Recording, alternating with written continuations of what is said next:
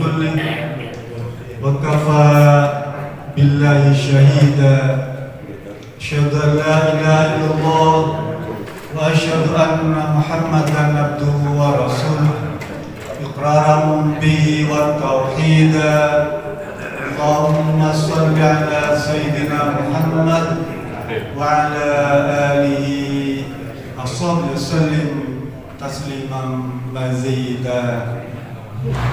Ya dirahmati Allah Subhanahu wa taala, Ketua DKM Masjid Majiri Ustaz Mutardas Dedi Ridwan beserta kerengan. Dan dirahmati Allah Subhanahu wa taala juga akhirnya kiram guru kita Ustaz Haji Guru Zakaria, dan tidak lupa juga kita berharap untuk dapat rahmat pada Ketua RW 13 yang sangat sepuh dan yang berbahagia bapak-bapak ibu dari jamaah pesantren Majiri pesantren Malaysia yang senantiasa terus hadir dalam setiap kesempatan kuliah subuh dan pengajian subuh. Pagi ini saya akan sampaikan sebuah tema tentang keistimewaan bagi mereka yang memakmurkan masjid. Saya akan kutip satu hadis saja. Hadis ini direwatkan oleh Imam Abu Daud. Jadi Bapak Ibu bisa mengecek di Sunan Abu Daud ya. Itu hadis-hadis sahih Imam Abu Daud. Jadi ada kutubus kita ada 7 kitab gitu ya yang memuat hadis-hadis itu. Bukhari, Muslim, Tirmidzi, Nasai, Ibnu Majah, Abu Daud, Nasai, sambil Abu Daud dari 7 kitab itu. Kata beliau pernah berkata,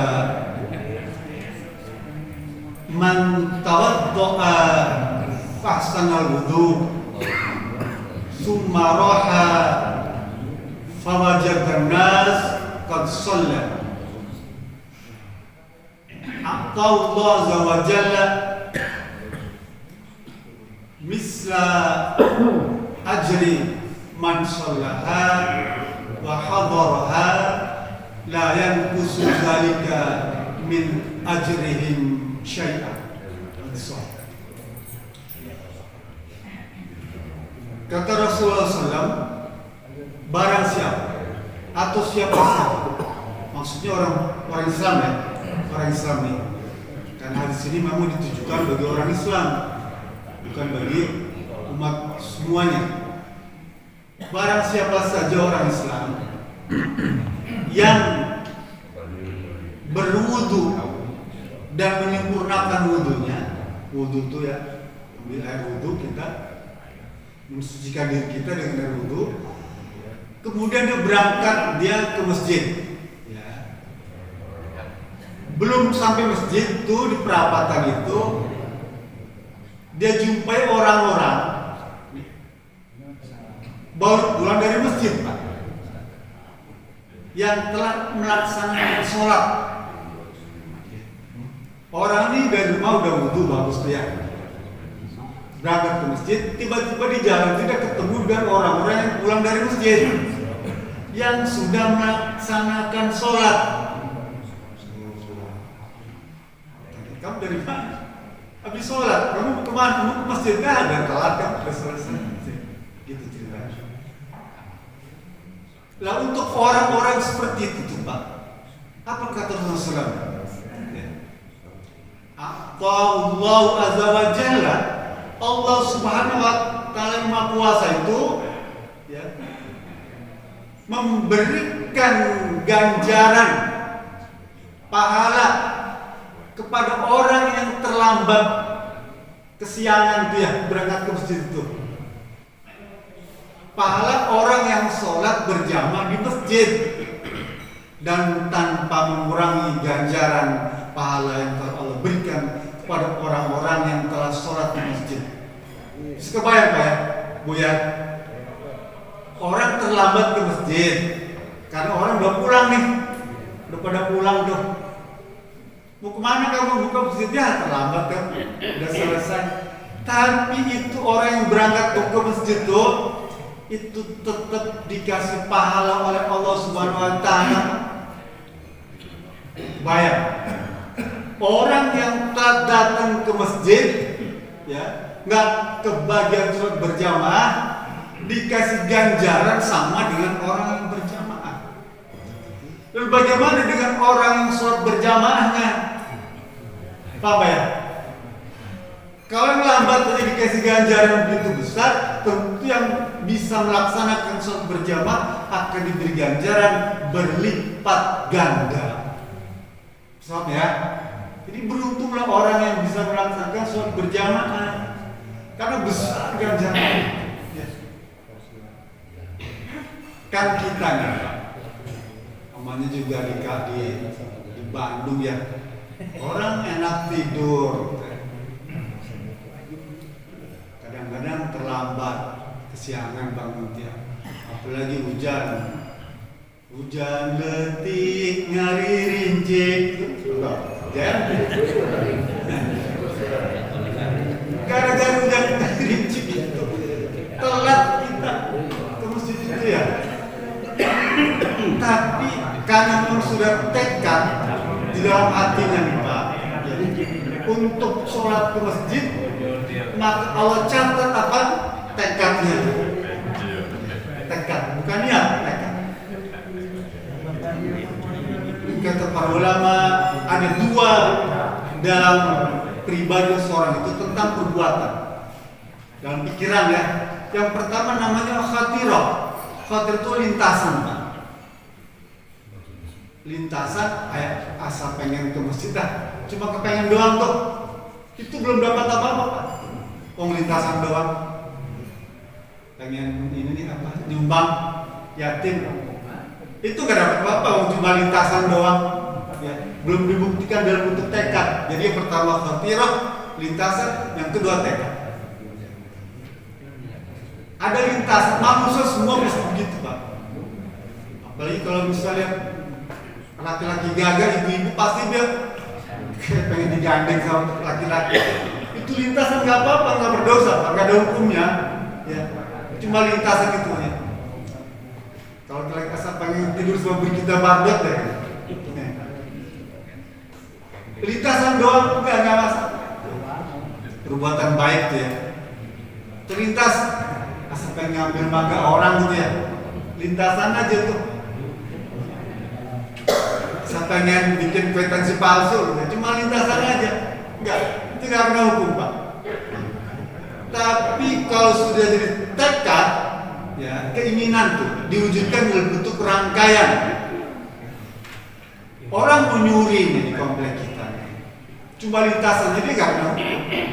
Tapi kalau dia sudah gambar, tuh, rumah komandan sebelah mana? Oh di sini, ya, Pak RT di sini. CCTV di sini, itu sudah digambar ya, itu tekad. Dia sudah masuk dalam kategori niat untuk mencuri. Apa ya? Sama dengan kita di rumah nih, mau ke masjid, cuma lintasan doang, nggak jadi apa. Tapi kan sudah berwudu dengan baik tuh, dengan pakai baju bagus, ya.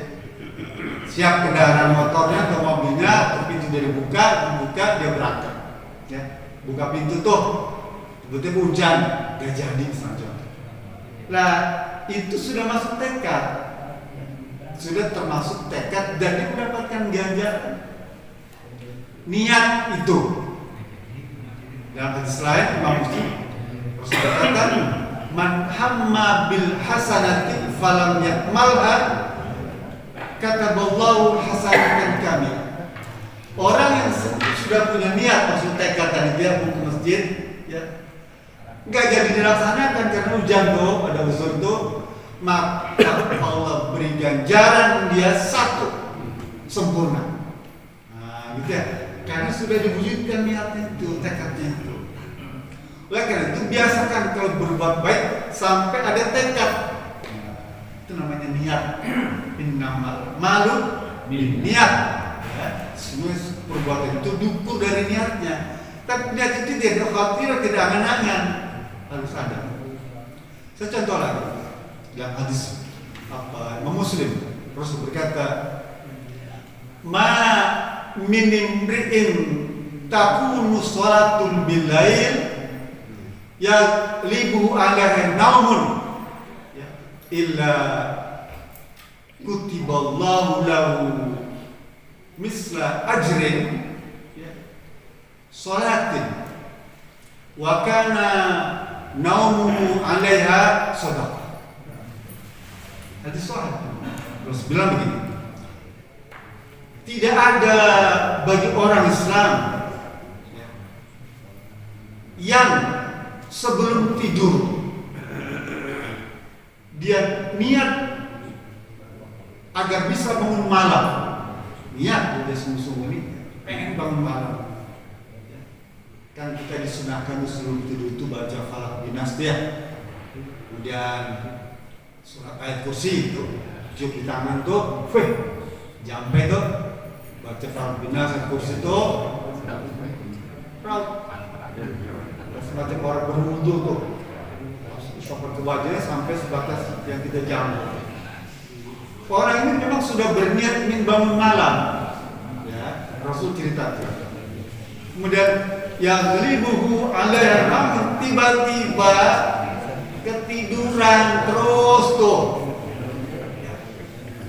karena minum obat tuh ya, apa obat tinggi, obat kolesterol, obat kuat, macam-macam itu ya, tiduran dia sampai mungkin jam 6 kali ya, aduh dibilang kesian, gak bisa sholat malam. Subuh aja ketekan gitu ya, pas di ujung waktu. Apa kata Allah SAW? Kutiba lahu misla ajri sholat. Dia dapat ganjaran pahala sholat malam. Orang ini cuma karena niat sholat malam ditekad mau bangun malam tuh, ya, handphone dibunyi apa dipasang alat tapi nggak kebangun, bablas.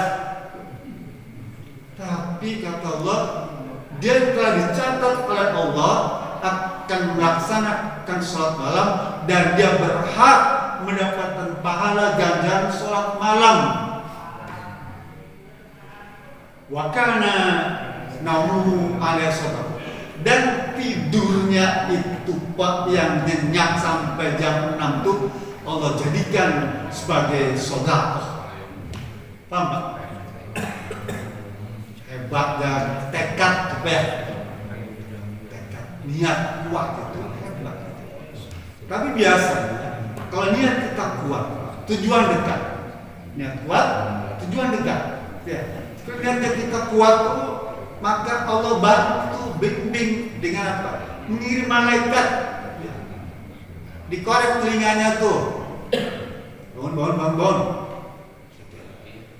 Bahkan disunahkan bagi sang istri, ibu-ibu dia, kalau si ibunya ini bangun malam, tuh, bapaknya masih tidur ngorok, ada suka ngorok nggak? Ada ya? Atau bapak pernah ngorok? Ibu-ibu juga pernah ngorok tuh ya? Ibunya bangun duluan tuh ya, bangun tidur. Apa Rasul bilang tuh? Rahimallahu imra'atan qaman fasalla summa ayqadha zawjaha fasalla wa idza aba fanadha biwajhil ma libuk minal bud. Kalau suami belum bangun, ibu sudah bangun jam 3. Allah akan memberikan rahmat kepada ibu. Allah memberikan kebaikan kepada ibu. Allah memberikan pahala ganjar kepada ibu, ya, yang sudah bangun dan sholat malam itu. Ibu bangunkan untuk suami itu bareng-bareng sholat malam. Bahkan Bu, kalau bapak nggak mau bangun, ibu disunahkan mendapatkan pahala kalau ibu ambil air, ya, kepretin tuh wajah suami ibu tuh, trot. Itu ganjarannya besar Bu. Tapi jangan pakai air ember, disebor. Basah tempat itu.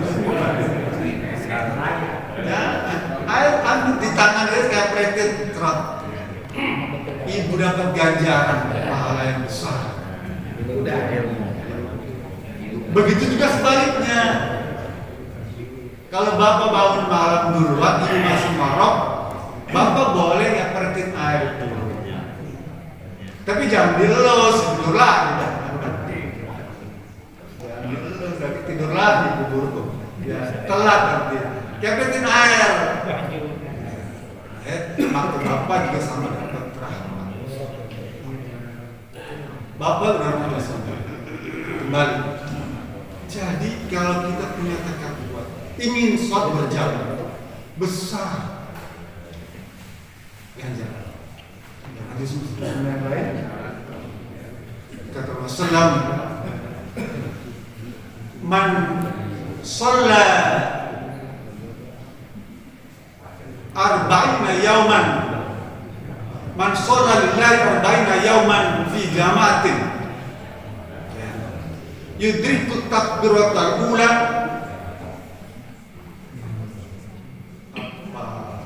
kutiba lahu bara'atani, bara'atun minan nar wa bara'atun minan nifaq.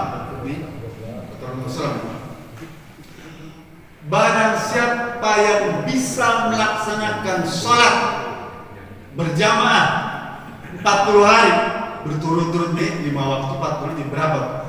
5 kali 40 berapa? 200 kali bapak sholat berjamaah di masjid nih, ya, 40 hari nih berturut-turut nih, jangan kumis nih, ya.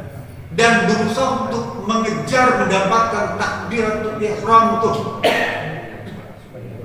takbiratul ula tuh, ya.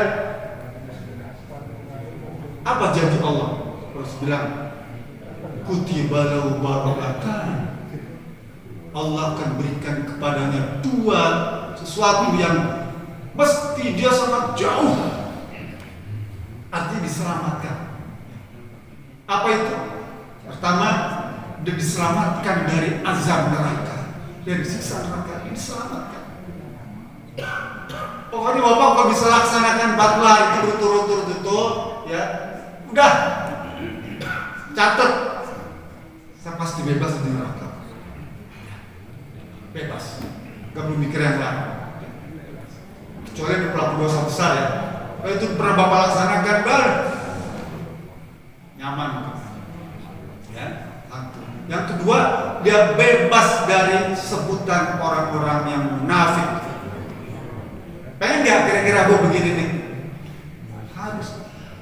Hadis, ayat, secara umum, ya, semuanya berlaku bagi laki-laki maupun wanita. Jadi ibu jangan takut ini kan buat tidak, ini juga buat wanita sama. Hadis Al-Quran itu secara umum itu relatif untuk laki-laki dan pria, termasuk tadi yang saya baca yang saya baca sebelumnya itu juga berlaku untuk wanita, untuk ibu-ibu dan kaum muslimah. Coba kalau bapak pergi ke haji misalkan, pak di rumah 40 hari, sekarang 30 hari, makanya harganya turun kan, dipotong jadi 30 hari, ya.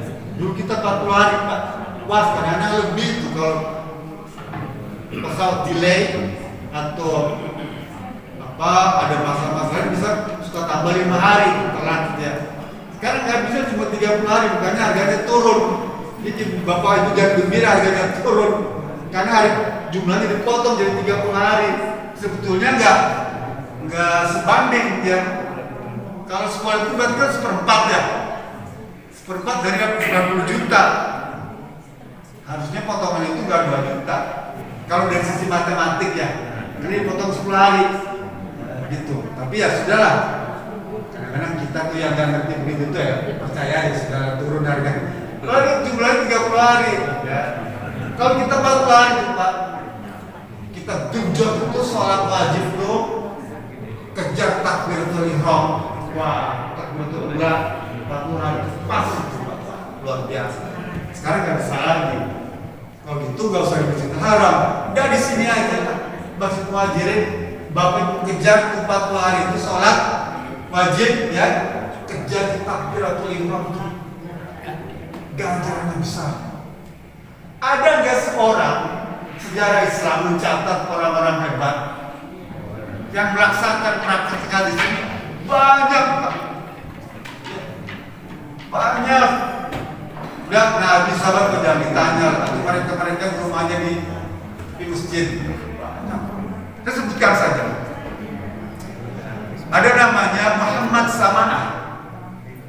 Sama'ah, ya. Dia selama 40 tahun, bukan 40 hari, Pak.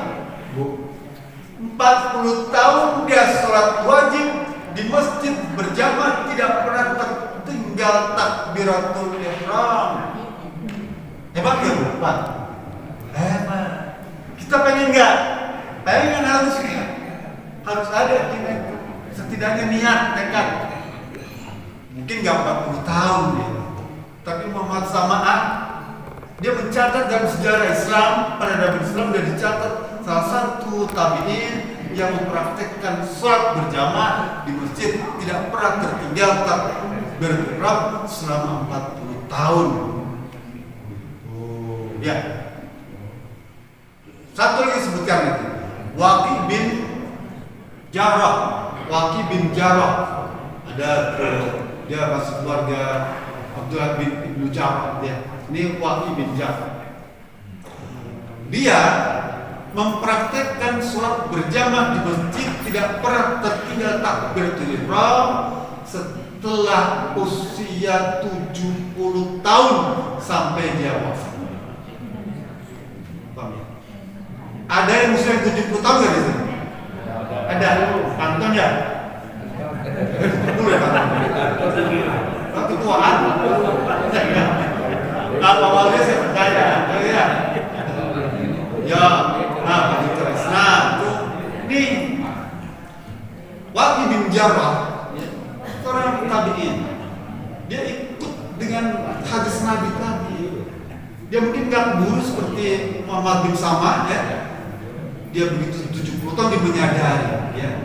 Dan kan sudah nggak dikerjakan lagi, ya. Udah pensiun. Apa? Dimudahkan bisnis cari harta, nggak perlu lagi. Mau kasih word, ya, cari harta. Juga hartanya banyak buat apa? Anak cucu udah pada mandiri, ya. Itu apa? Mau apa? Fani bisa pergi kemana-mana tuh, pelesiran kemana, kan udah pernah dikunjungi semua, ya. Udah kalau sempat ya saya berwasiat pada diri saya, khususnya ya. Kalau nanti Allah takdir umur saya panjang, 70 tahun misalnya, saya juga berharap bapak ibu juga sama. Coba praktekkan tuh. 40 hari aja minimal tuh. Sholat wajib di masjid berjamaah, tidak tertinggal takbiratul ula, takbiratul ihram. Besar, Pak. Ganjaran itu dia dijamin bebas neraka. Kan kita sudah punya kunci surga, Pak. Bu. Sekarang neraka sudah ditutup karena sholat berjamaah tadi. Kita udah punya kunci surga. Apa kunci surga itu? Kalimat tauhid. La ilaha illallah. Itu kan kunci surga. Bapak Ibu punya semua kunci surga itu, ya. Masuk surga tinggal buka kuncinya, baca la ilaha illallah, selesai. Surga sudah tentu buat kita.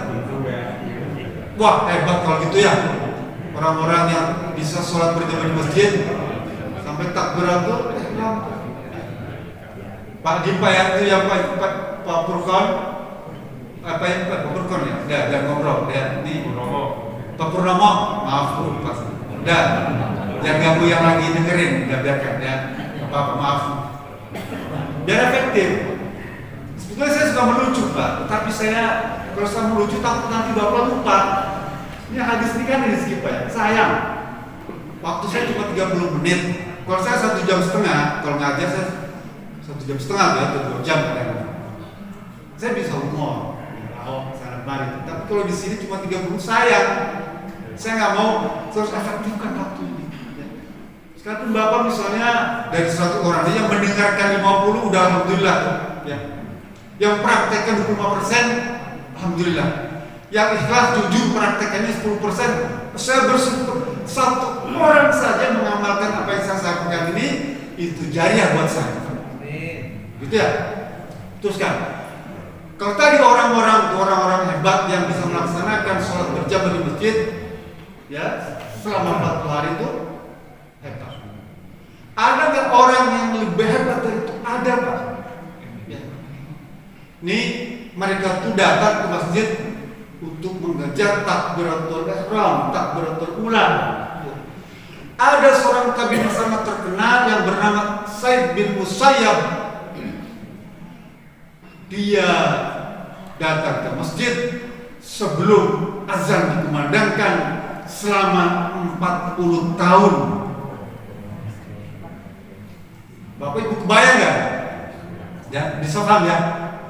Sa'id bin Musayyab seorang tabi'in terkenal, Pak. Nanti akan saya sampaikan buat fatwa dia beliau. Sangat terkenal, fatwanya banyak. Orang hebat ya. Dia selama 40 tahun datang ke masjid sebelum azan dikumandangkan. Artinya apa? Dia tahu dari azan, dia buru-buru ke masjid. Bukan hanya dapat takbiratul ihram, tapi dia dapat juga tuh pahala azan, doa azan. Man sami'a al-azan falyaqul mislan mu'azzin. Jika kalian mendengarkan suara azan, maka katakanlah, ucapkanlah kalimat yang semisal dengan azan. Itu Bapak Ibu mendapatkan jaminan ampunan semuanya. Bahkan ketika di padang mahsyar, ketika semua orang tertutup sampai hidung di lautan keringat itu, Bapak Ibu lehernya berubah jadi panjang kayak soang tuh, bojongsong kayak jerapah tuh ya. Mohon maaf ya.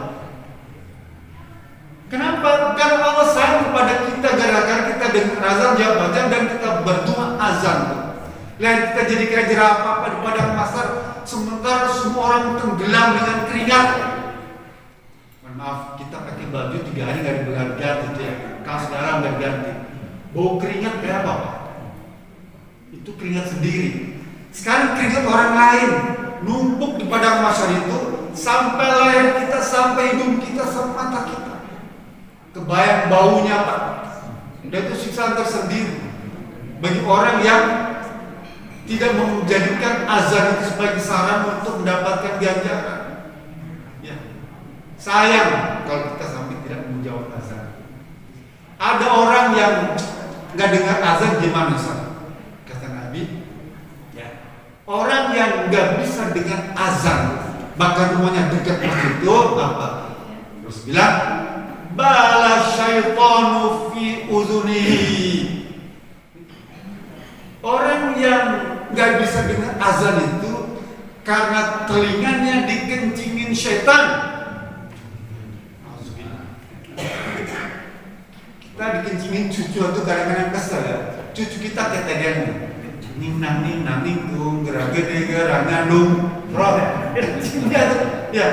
itu kita kesel, Pak. Aduh, kesel tuh kan. Ini yang kencing itu kencing di sarung kita, di baju kita. Ini kencing di telinga. Setan lagi yang kencing kita. Kalau kita tahu tuh, Pak, kencing setan itu baunya kayak apa, cuma kita nggak merasakan aja kalian. Tapi hewan tuh semua merasakan dan lihat, si kalau dikencingin setan telinganya. Tapi dia menyingkir, Pak, itu nyamuk pergi tuh, Pak. Saking baunya kencing setan di telinga kita. Jadi jangan lagi-lagi tuh azan nggak sampai kedengar, ada telinga kita dikencingin setan. Bapak Ibu nanti buka di rumah surat An-Nisa 100. Surat 100, wa may yakhruj min baitihi muhajiran ila Allahi wa rasulih summa yudrikul mautu faqad waqa'a ajruhu 'ala Allah wa kana kana Allahu ghafurur rahim. An-Nisa ayat 100. Kata Allah, siapa saja yang keluar dari rumahnya, berangkat dari rumahnya untuk berjumpa menemui Allah, ya, dan Rasulnya, untuk melaksanakan perintah Allah dan Rasulnya, maksudnya pergi ke masjid, pengen sholat ke masjid itu, ya, berangkat rumah. Summa yudrikul maut, tiba-tiba di jalan itu meninggal. Di depan masjid dia meninggal. Belum sholat di masjid dia meninggal, kan banyak di YouTube dia. Orang yang berangkat ke masjid dari jalan. Kemarin saya lihat ada orang yang ingin melaksanakan ijtima jamaah tabligh dia di Lampung dia. Banyak yang meninggal di kapal, di mobil, kereta, di perjalanan, di tempat meninggal semua. Muhajirun ilallah wa rasulih. Kemudian dia mati meninggal di perjalanan.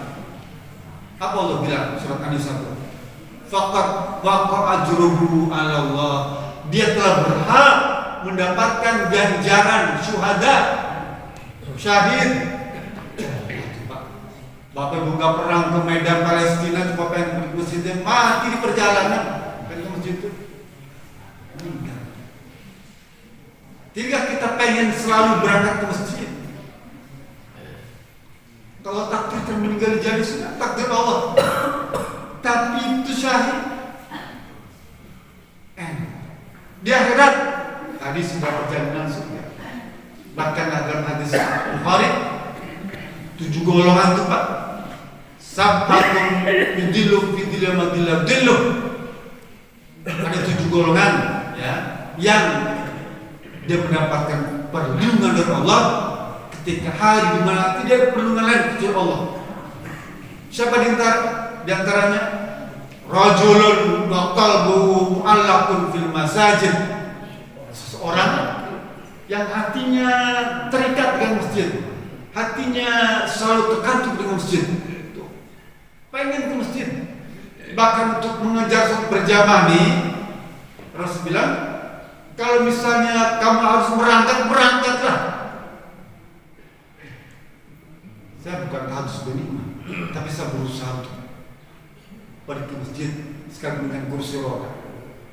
Kenapa? Saya pengen melaksanakan hadis tadi. Karena suka meneteskan air mata, ya Allah. Pengen sholat lain juga, cuman akan merepotkan teman-teman. Jadi saya minta sholat subuh saja. Sekarang merangkak, usahakan ke masjid.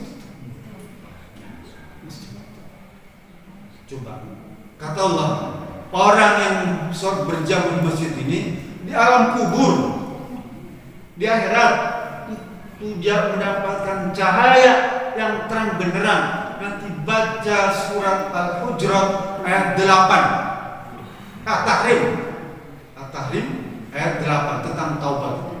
Saya bacakan bagian ayat. Nuruhum yas'a bi aydihim wa bi aymanihim yaquluna rabbana atmim lana nurana waghfir lana innaka anta ala kulli syai'in qadir. Nih, orang yang berjamaah di sini. Nuruhum yas'a baina aydihim wa bi aymanihim. Dia akan pegang cahaya lampu, Pak. Kita nanti dikasih lampu, bukan diterangi, Pak. Kita pegang sendiri itu lampu itu di depan dan di sebelah kanan. Kalau Bapak punya mobil yang setir kanan ya, ini dari sini ada di air. Jadi lampu itu cuma ada di sebelah kanan dan di depan. Dan kita akan mendapatkan itu. Kubur ini gelap, Pak. PLN nggak sampai sana. Bapak pasang kabel sana pun mati dia. Nggak ada frekuensi, nggak akan nyala. Handphone nggak akan nyala, black spot ya. Dalam kubur. Yang nyala apa? Sholat berjamaah di masjid. Kejar takbir. Itulah yang akan mengantarkan kita. Karena itu Allah berikan kepada orang-orang yang beriman. Masjid kita Orang yang ke masjid hanya orang beriman. Nanti baca surat At-Taubah ayat 18, Bu ya, bukan di rumah. Innama ya'muru masajidallah man amana billahi wal yawmil akhir. Sesungguhnya yang memakmurkan masjid Allah itu hanya orang-orang beriman, ya, yang percaya pada hari akhir. Jadi kita yang memakmurkan masjid termasuk orang-orang yang beriman. Kebalikannya, orang-orang yang tidak beriman berarti dia tidak pernah memakmurkan masjid. Jadi orang yang tidak memakmurkan masjid adalah orang yang tidak beriman. Lah masjid cuma hari akhir aja. Di waktu rame-rame dia kemas kalau di depan, ya. Shop pertama, kejar shop pertama. Orang meninggal dari shop pertama, ya. Tapi nggak ada gunanya. Dia cuma mengandalkan doa saja. Karena tidak terbiasa datang ke masjid. Tapi bagi kita yang sholat berjamaah di masjid dan dapat shop yang pertama, itu istimewa. Kita boleh undian untuk mendapatkan shop yang pertama itu. Allah dan malaikat bersolawat kepada orang yang shop pertama. Bahkan Pak, ada satu hadis. Man sadda furjatan fi shaffin. Barang siapa yang sungguh-sungguh mengisi shaf yang kosong, ya, mengisi yang kosong itu, maka rafa'allahu darajatan wa baitan wa bana baitan fil jannah. Ini ada shaf kosong di depan ini. Di surga kita tuh furjatan tuh shaf tuh. Maka dia akan Allah angkat derajatnya, ya, kata Nabi. Kemudian Allah bangunkan satu istana di surga. Kalau Bapak sekali ngisi shaf kosong, orang pada memang ada keistimewaan orang yang sengaja mengisi shaf kosong itu dikasih keistimewaan. Allah angkat derajatnya, Allah bangunkan istana di surga. Wah, luar biasa. Dan ada larangan orang yang keras kepala nggak mau diatur shaf. Kamu majalah, gitu ya. Kamu muda. Di belakang, bagian kanan, memang ada hadis sebelah kanan. Dapat sholawat dari Nabi itu, shaf kanan. Tapi kalau tengahnya udah penuh, baru ke kanan, gitu ya. Ke tengah dulu, baru ke kanan, baru ke kiri. Memang ada hadis sholat Nabi baru ke kanan, ya. Tapi tengahnya penuhin dulu, ya. Tengah udah penuh, baru ke kanan. Rugi Pak kalau kita nggak dapat shaf pertama. Kenapa? Kata Nabi bilang gini.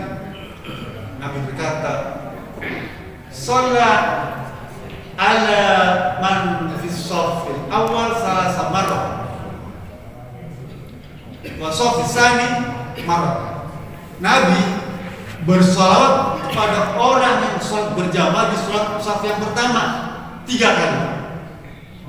Nabi bersolawat kepada orang shaf pertama 3 kali.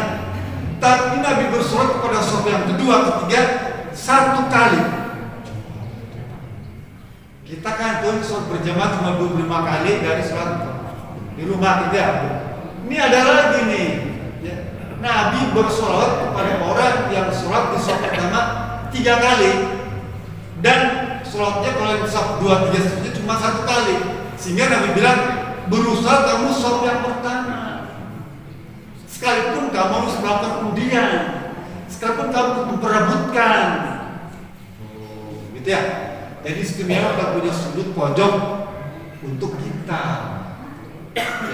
Jadi ini saya sampaikan karena saya ingin berbagi tentang hadis-hadis yang bisa mendorong, menyemangati Bapak Ibu untuk sholat berjamaah di masjid, agar masjid ini makmur, ramai, karena masjid ini kan rumah Allah.